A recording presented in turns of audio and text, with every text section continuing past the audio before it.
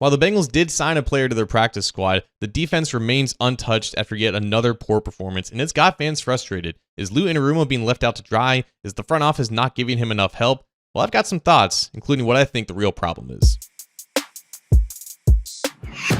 Hi again, Bengals fans. John Sheeran of DC Sports Cincinnati here, and the Bengals did round out their practice squad on Monday by signing free agent running back Gary Brightwell to the practice squad, now giving them 5 running backs to work with after Zach Moss's injury. If you don't know Gary Brightwell, I don't really blame you. He was a 6th-round pick back in 2021 by the New York Giants. He spent the first 3 years of his career there. He had a decent year in 2022 as a backup, but then he was released by the Giants this offseason. He spent time with the Jacksonville Jaguars in the preseason. He was most recently with the Cleveland Browns. He played 2 games for the Browns this season, not against the Bengals back in October. He was on the practice squad then, but he was recently waived again, and the Bengals add him to round out their 16-man practice squad, give them some more depth at the running back position. Just within the last week, the Bengals have traded for a running back in Khalil Herbert. They added a receiver in Isaiah Williams off of waivers, and then they add another running back in Gary Brightwell to the practice squad. Now, granted, all 3 of those moves make sense in a vacuum. The Bengals needed depth at running back after Zach Moss's injury. The Bengals still are without Charlie Jones and T. Higgins, so there's a window of opportunity for Isaiah Williams as well. But I understand the frustration here. The fact that the defense continues to fall short in the most important games,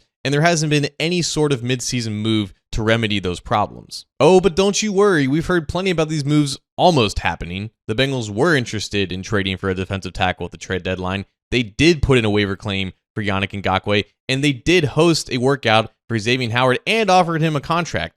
None of those moves came true, though. And yes, all of that is unfortunate. If I were the Bengals, I would have definitely offered some type of a day 3 pick for a pass rusher like an Azeez Ojulari, like a Jadeveon Clowney, like a Calais Campbell. I think putting in a waiver claim for Yannick Ngakoue was smart, but they just weren't higher than the New England Patriots in the waiver order. And yeah, I would have offered the veteran minimum for Xavier Howard, who has yet to play football this year, and if he didn't want it, then I understand why he walked away. I bring up all of this to say that no, I don't think the Bengals are leaving Lou Anarumo out to dry, but I do think that they've realized that all of their decisions that they've made on that side of the ball have completely failed them this year, and he's just trying to make the best of a terrible situation. Like, he may have approved the signings of Geno Stone, Sheldon Rankins, and Von Bell, but I don't think he expected any of those guys to be as bad as they've been this year. And it obviously goes beyond just the new guys, right? Cam Taylor-Britt and Logan Wilson, guys that Anarumo has coached for years, they are all over the map in terms of consistency this year. Myles Murphy is still not getting enough snaps. He's still behind Joseph Ossai, and he's not outplaying Sam Hubbard in some of these situations, which seems inexcusable to me, but it's right there for all of us to see. So no, I don't think a practice squad running back is going to move the needle for the Bengals and give them that edge